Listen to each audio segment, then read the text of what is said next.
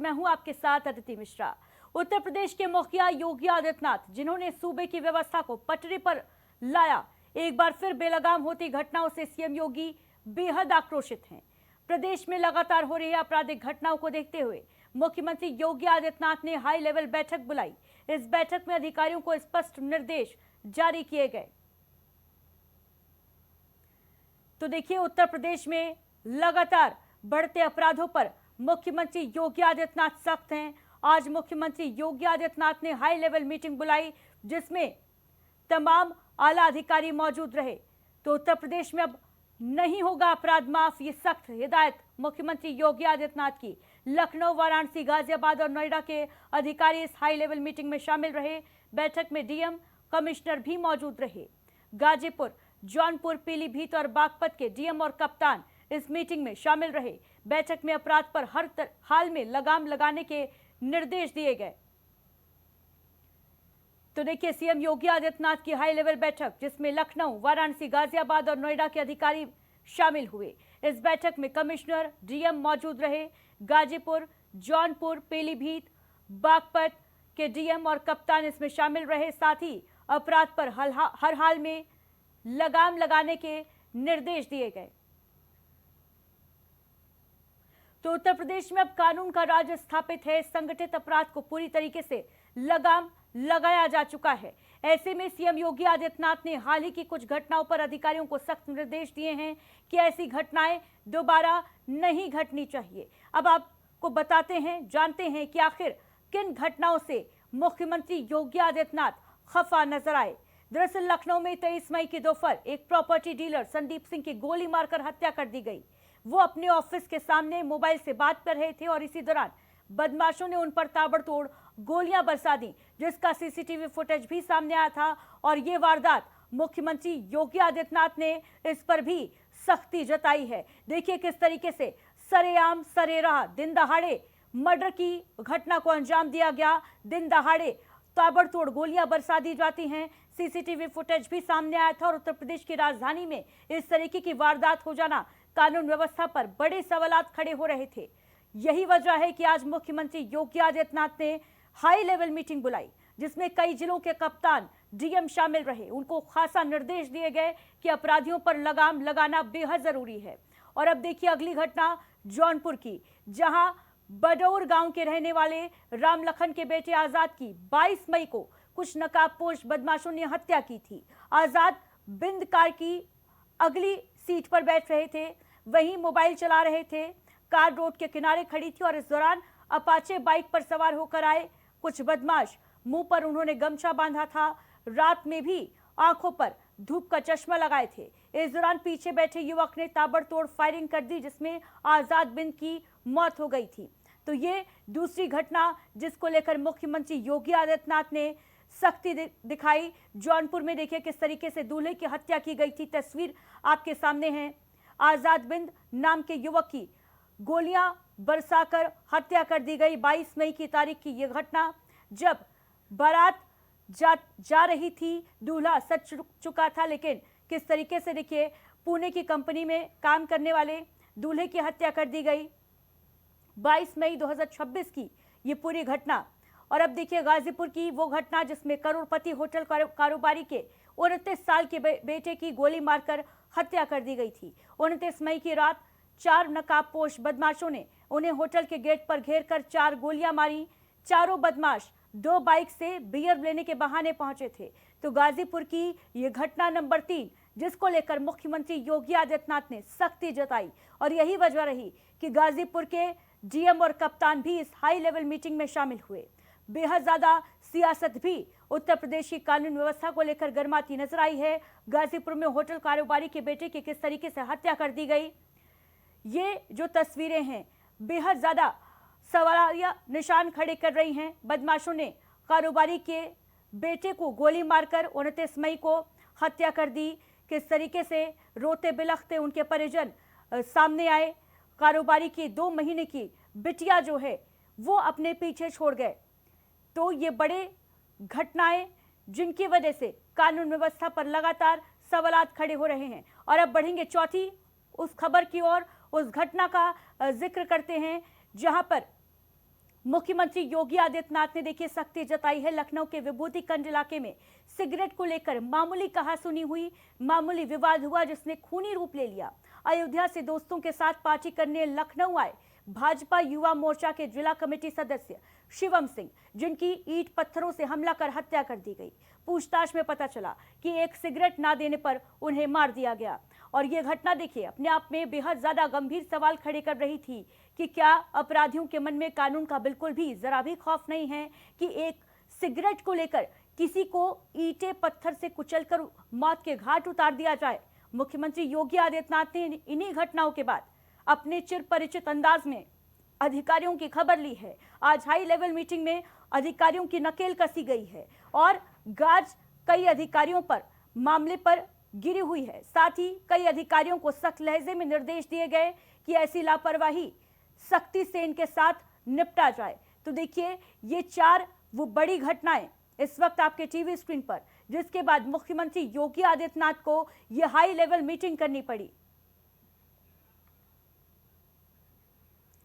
तो देखिए कानून व्यवस्था से खिलवाड़ करने वालों के लिए मुख्यमंत्री योगी आदित्यनाथ एक्शन में आ गए हैं। लखनऊ के 2 थानाध्यक्षों पर इस मामले में गाज गिरी है।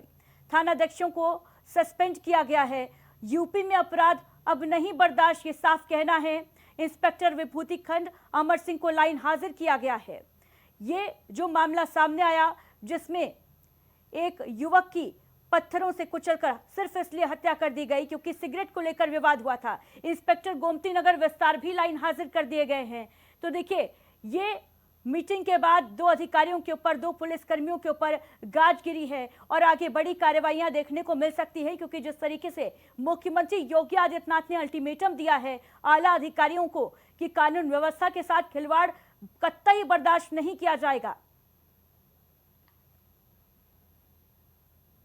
वहीं उत्तर प्रदेश को करीब 4 साल के लंबे इंतजार के बाद आखिरकार अपना नया स्थायी पुलिस महानिदेशक मिल गया।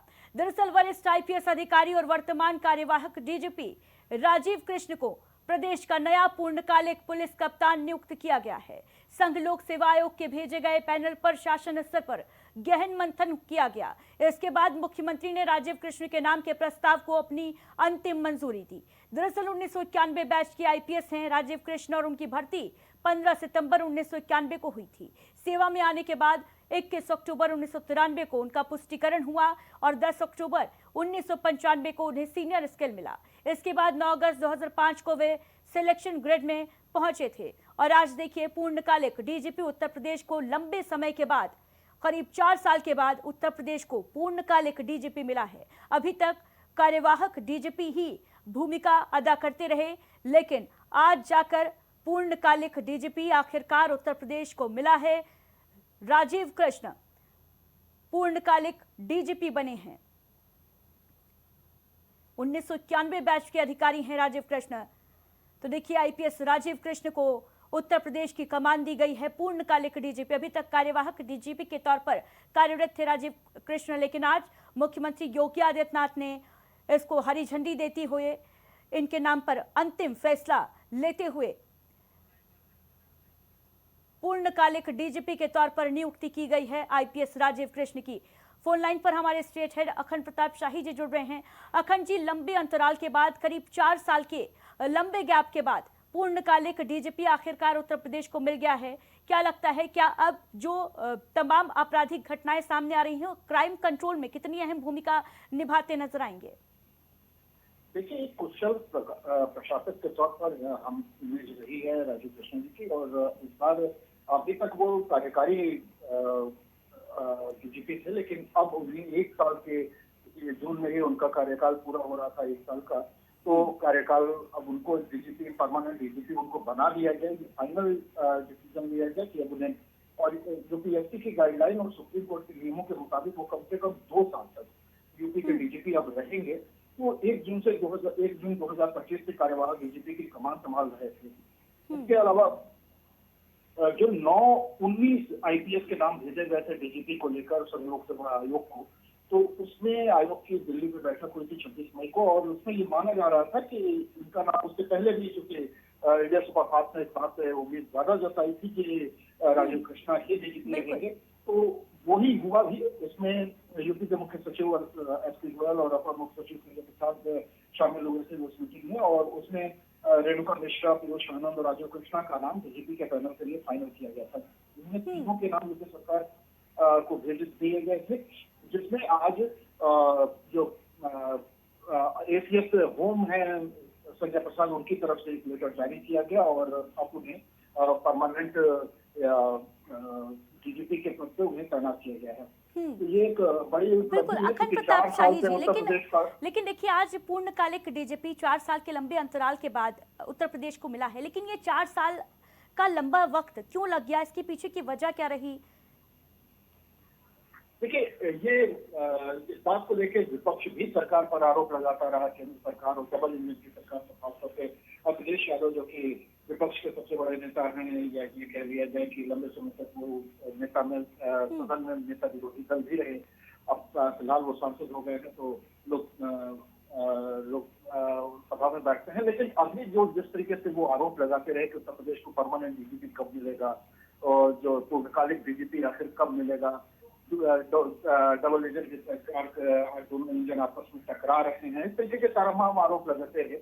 ये बिल्कुल सही है। इसके सही जवाब अभी तक राज्य सरकार और केंद्र सरकार की तरफ से खुलकर सामने नहीं आया है, लेकिन माना जा रहा था कि कहीं ना कहीं नामों को लेकर जो सहमति बनने की बात थी, वो केंद्र और राज्य सरकार में वो सहमति नहीं बन पा रही थी, और यही वजह थी कि इस कार्यकाल को हमेशा एक्सटेंड किया गया या पूर्णकालिक न करके वो अंशकालिक रखा गया या उन्हें कार्यकारी के तौर पर रखा गया।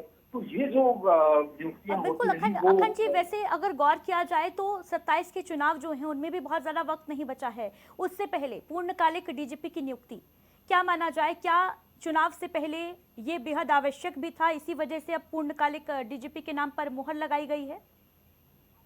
बिल्कुल उससे अलग करके, हालांकि ये सामान्य प्रक्रिया थी, सामान्य प्रक्रिया के तहत ही पूर्णकालिक डीजीपी मिलना चाहिए था, और चुनाव से पहले बीजेपी बिल्कुल कोई विपक्ष को मौका नहीं देना चाहती कि कहीं किसी आपस में कोई टकराहट है, किसी बात को लेकर असहमति है, चाहे केंद्र सरकार हो, राज्य सरकार हो, या पार्टी के साथ किसी तरीके से असमंजस की स्थिति हो, तो इन सारी बातों पर नहीं हो। नामों में लेके कुछ नामों को लेके, अधिकारियों को लेके किसी तरीके का कोई मैसेज देने में कहीं कोई कमी न रह जाए।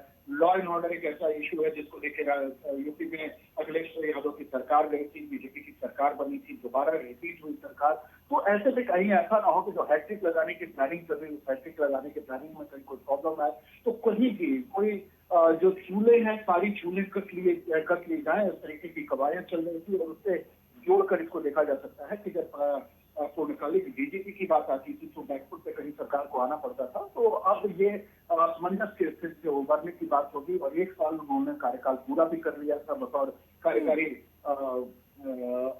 डीजीपी के। तो आज जब 31 जून को उनका 1 साल का कार्यकाल पूरा हो रहा था, एक बार ये तोहफा भी मिला, और निश्चित तौर पर उत्तर प्रदेश के लिए भी एक बड़ी बात है कि एक पूर्णकालिक डीजीपी के लिए नाम फाइनल हो गया। बिल्कुल, जानकारी देने के लिए बहुत बहुत शुक्रिया आपका अखंड जी।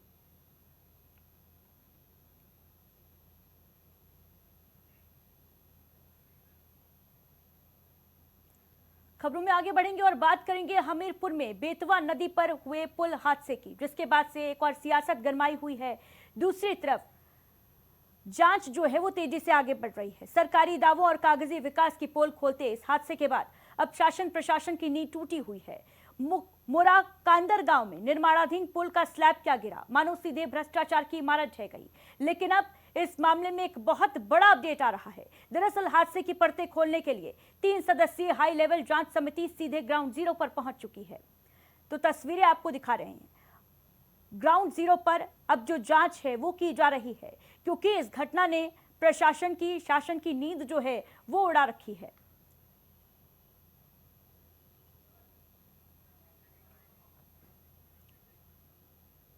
और आपको ग्राफिक्स के जरिए दिखाते हैं कि कब कब कहां करप्शन का पुल जो है वो ढहा। तो देखिए 40 सालों की अगर बात की जाए तो कुल 2130 पुल ढहे हैं, यानी हर साल औसतन 50 पुल ढहते हैं। अंतर्राष्ट्रीय शोध के जरिए ये जानकारी आपको दे रहे हैं। वहीं मांडोवी ब्रिज हादसा हुआ गोवा में, तारीख थी जुलाई 1986 की।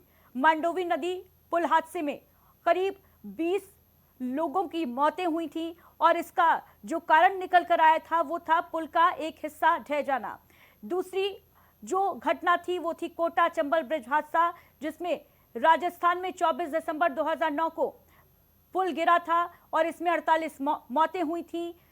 दार्जिलिंग फुटब्रिज हादसा, पश्चिम बंगाल का वो हादसा जो 22 अक्टूबर 2011 को हुआ था, पैदल झूला पुल था जो गिरा था और इसमें 32 लोगों की मौत हुई थी। भीड़ का अत्यधिक दबाव इसका कारण बताया गया था। विवेकानंद फ्लाईओवर हादसा 31 मार्च 2016 को, जिसमें 27 मौतें हुई थी। निर्माण में लापरवाही और स्ट्रक्चरल फेलियर को इसका रीजन माना गया था। मोरबी सस्पेंशन ब्रिज हादसा गुजरात में हुआ था 30 अक्टूबर 2022 को, जिसमें मच्छू नदी पर केबल सस्पेंशन ब्रिज गिरा था और 135 से ज्यादा लोगों की मौत की खबर आई थी। मरम्मत के बाद क्षमता से अधिक भीड़ का हो जाना इसका कारण माना गया था। मिजोरम रेलवे पुल हादसे की बात की जाए तो 23 अगस्त 2023 को हुआ था। इसमें भी 26 मौतें हुई थी और कारण जो निकलकर सामने आया वो था निर्माणाधीन ढांचा गिरना। गंभीरा ब्रिज हादसा याद होगा आपको, गुजरात का 2025 9 जुलाई 2025 की वो तारीख। गंभीरा मुजपुर में ब्रिज हादसा हुआ और 15 से ज्यादा लोगों की मौत हुई। पुल का एक हिस्सा टूटा था और वाहन नदी में जा गिरे थे। इसके अलावा बेतवा नदी पुल हादसा जो कि हमीरपुर उत्तर प्रदेश में हालिया घटना है, 29 मई 2026 की निर्माणाधीन पुल गिरता है, 6 मजदूरों की मौत होती है। इसकी वजह तेज आंधी और बारिश माना जा रहा है, हालांकि इस पर जांच जो है वो की जा रही है। तो देखिए 40 साल में 2000 से ज्यादा पुल देश में ढहते हैं, ये एक अंतर्राष्ट्रीय शोध की रिपोर्ट बताती है और ये अपने आप में बड़े गंभीर सवाल खड़े करती है कि कैसे भ्रष्टाचार के पुल जो हैं वो गिरते हैं और उनमें आम आदमी की जान जाती है।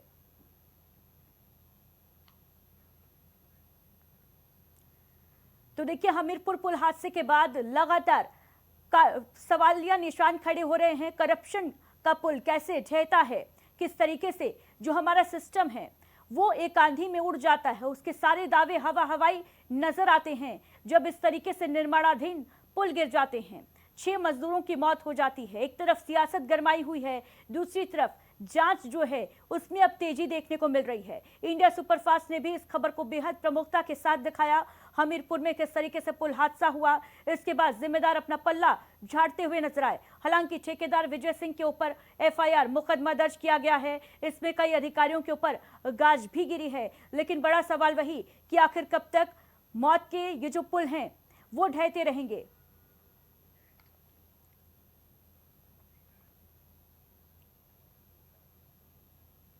वहीं हमीरपुर में स्वास्थ्य व्यवस्थाओं के बेहतर दावों की मटिया पलीत करती कुछ तस्वीरें सामने आई हैं।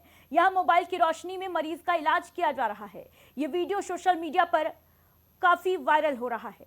तस्वीरें उत्तम स्वास्थ्य सेवाओं की पोल खोलती, उत्तम स्वास्थ्य सेवाओं को आईना दिखाती नजर आ रही हैं। एक तरफ सरकार बड़े बड़े दावे करती है, दूसरी तरफ ये तस्वीर देखिए जहां पुलिसकर्मी हाथ में मोबाइल टॉर्च ऑन किए हुए है और डॉक्टर टांके लगा रहा है। स्वास्थ्यकर्मी जो हैं वो गमछे के जरिए हवा करते नजर आ रहे हैं। ये तस्वीरें विकसित भारत की तस्वीरें हैं। ये तस्वीरें उन्नत उत्तर प्रदेश की तस्वीरें हैं। उत्तर प्रदेश का एक जिला हमीरपुर, जहां पे किस तरीके से रात के अंधेरे में मोबाइल टॉर्च जलाकर इलाज किया जा रहा है। और ये तस्वीर बड़े बड़े दावों की जो पोल है वो खोल रही है। सरकारी अस्पतालों में ये व्यवस्थाएं जो हैं वो डरा देती हैं कि ये पूरा मामला जो है, आपको बता दें सुमेरपुर प्राथमिक स्वास्थ्य केंद्र का है, जो कई सवालिया निशान खड़े कर रहा है कि अगर सरकारी अस्पतालों में ऐसे स्वास्थ्य सेवाएं मिलती हैं तो मरीज क्या इसीलिए जाने से कतराते हैं।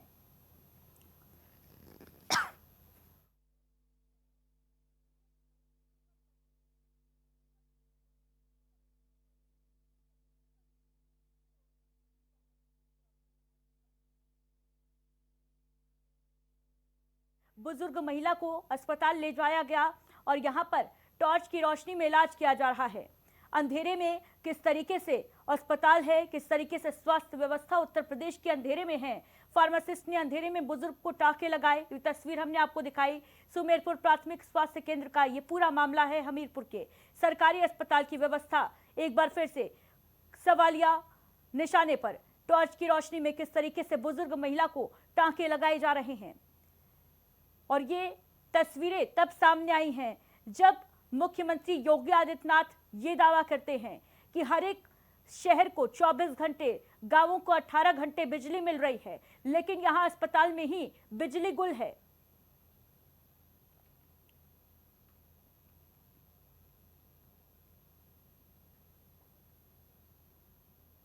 और अब बात मुख्यमंत्री योगी आदित्यनाथ के गढ़ गोरखपुर की, जहां इस वक्त की सबसे शर्मनाक और सिस्टम को झकझोर देने वाली खबर सामने आई है। दरअसल यूपी के गोरखपुर में जनता को एक सिलेंडर के लिए आदि मानव काल जैसी यातनाएं दी जा रही हैं। भीषण गर्मी, उमस और थेपड़े मारती लू के बीच रात के 3 बजे से ही इंडियन गैस एजेंसी के बाहर महिलाओं, बुजुर्गों और मासूम बच्चों की लंबी कतारें लग रही हैं। तस्वीरें देखिए किस तरीके से गैस के लिए लोग लंबी लंबी लाइनों में खड़े हैं। रात से लाइनें लग जाती हैं ताकि सिलेंडर मिल जाए, लेकिन निराशा हाथ लगती है। 5 बजे मैं आया हूँ। हमारी तो 17 तारीख की ओटीपी आई हुई, आज तक हमको गैस नहीं मिल पाया। ओटीपी भी आया है, ओटीपी लेकर के मैं वहाँ से आया 3 रोज हो गया। पता चला जब तक वहाँ पहुँचते हैं गैस खत्म हो गया। 5 बजे मैं आया हूँ। हमारी तो 17 तारीख की ओटीपी आई हुई, आज तक हमको गैस नहीं मिल पाया। ओटीपी भी आया है, ओटीपी लेकर के मैं वहाँ से आया 3 रोज हो गया। पता चला जब तक वहाँ पहुँचते हैं गैस खत्म हो गया। 5 बजे मैं आया हूँ। कुछ लोग ओटीपी भी आया है, ओटीपी लेकर के मैं वहाँ से आया 3 रोज हो गया। 3 रोज के बाद आज मैं आया हूँ और आज भी लेट हो गया। गाड़ी आई है, बताइए जाए मिल जाएगा आज, लेकिन देखिए धूप बहुत तेज है, सब लोग परेशान हैं। व्यवस्थाएं गैस तो बस बट ही रहा है, लेकिन जो है कुछ वहाँ समझ में बात नहीं आ रही है। क्या माम वहाँ लाइन बढ़ नहीं रही है, कभी कभी बढ़ रही है। हाँ, यही सब मामलात हैं। वहाँ से जैसे जो लोग अदर वैसे जा रहे हैं, वहाँ से पासबुक धीरे से दे करके गैस ले रहे हैं। हमारी तो 17 तारीख की ओटीपी आई हुई, आज तक हमको गैस नहीं मिल पाया। मैं 2 बार आकर होम डिलीवरी गया नहीं, मैं 2 बार आया भी, पता चला जब तक वहाँ पहुँचते हैं गैस खत्म हो गया। अब आज भी देखिए क्या होता है। गैस तो लेने आए हैं, तो क्या है अभी तक नहीं मिला। लगभग 4 बजे। क्या कर सकते हैं, अभी कुछ भी नहीं कर सकते हैं, बस खड़े होकर देख रहे हैं, क्या करेंगे। तो देखिए तस्वीरें कई बड़े सवाल खड़े कर रही हैं। सवाल उठता है कि जब सरकार और अधिकारियों का सख्त आदेश है कि गैस की होम डिलीवरी होगी, तो फिर इन उपभोक्ताओं को आधी रात से सड़कों पर भीख मांगने के लिए मजबूर क्यों किया जा रहा है? क्या ये केवल लापरवाही है या फिर इसके पीछे कोई बहुत बड़ा सिलेंडर सिंडिकेट काम कर रहा है?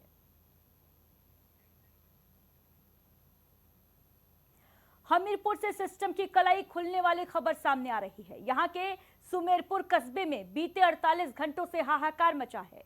थर्मामीटर का पारा आसमान छू रहा है। भीषण गर्मी और उमस से जनता का दम घुट रहा है, लेकिन संवेदनहीन बिजली विभाग को देखिए जो कुंभकर्णी नींद सोया हुआ है। जब पानी सिर से ऊपर चला गया तो महिलाओं के सब्र का बांध टूट गया। देखिए कैसे रणचंडी बनकर महिलाओं ने पावर हाउस में घुसकर सिस्टम की धज्जियां उड़ा दी हैं। तस्वीरें पावर हाउस की, हमीरपुर की पावर हाउस की, जिसके बाहर महिलाओं ने प्रदर्शन किया।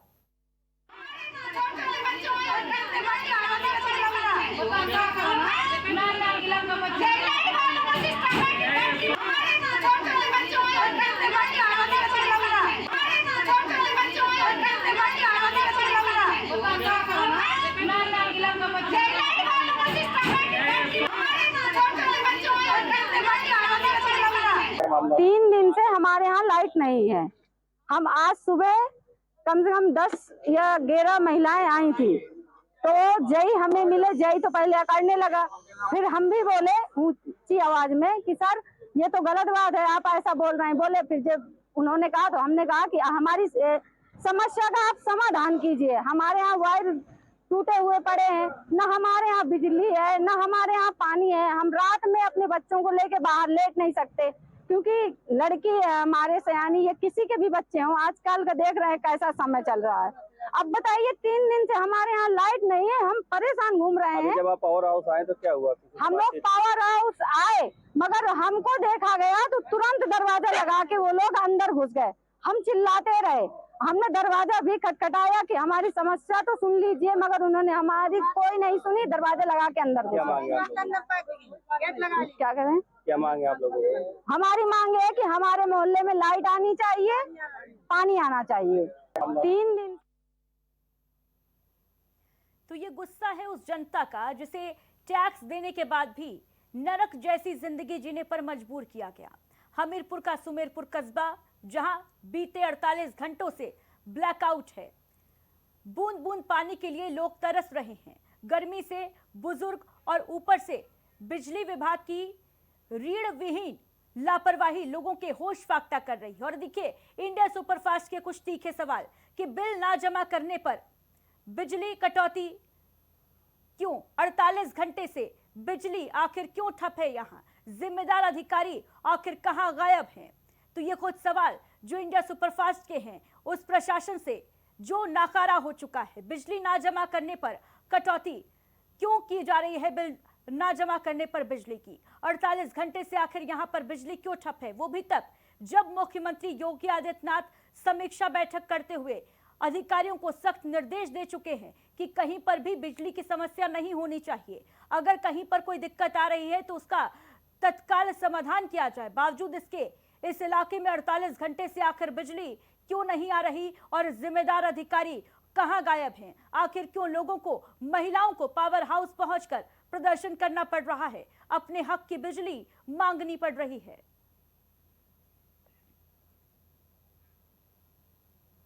वहीं उत्तर प्रदेश में अचानक मौसम की करवट ने लोगों को भीषण गर्मी से राहत दी है। प्रदेश के अलग अलग जिलों में बारिश और तेज आंधी तूफान दिख रहा है। आगरा, गाजियाबाद, लखनऊ समेत मौसम के बदलते रुख से मौसम सुहाना हो गया है। 3 तस्वीरें आपके टीवी स्क्रीन पर आगरा, लखनऊ और सीतापुर की, जहां पर देखिए किस तरीके से बदरा छाए और भारी बारिश ने लोगों को गर्मी से निजात दी है। तो मौसम ने एक बार फिर से करवट ली है। उत्तर प्रदेश में मौसम विभाग ने बड़ा अलर्ट एक बार फिर जारी किया है। लखनऊ सहित यूपी के 58 जिलों में येलो अलर्ट घोषित किया गया है। मौसम विभाग के मुताबिक राज्य में तेज आंधी और तूफान के साथ भारी बारिश होने की संभावना है। इस दौरान हवाओं की रफ्तार 70 किलोमीटर प्रति घंटे तक पहुंच सकती है। अचानक बदलने वाले इस मौसम को देखते हुए लोगों को अलर्ट रहने की सलाह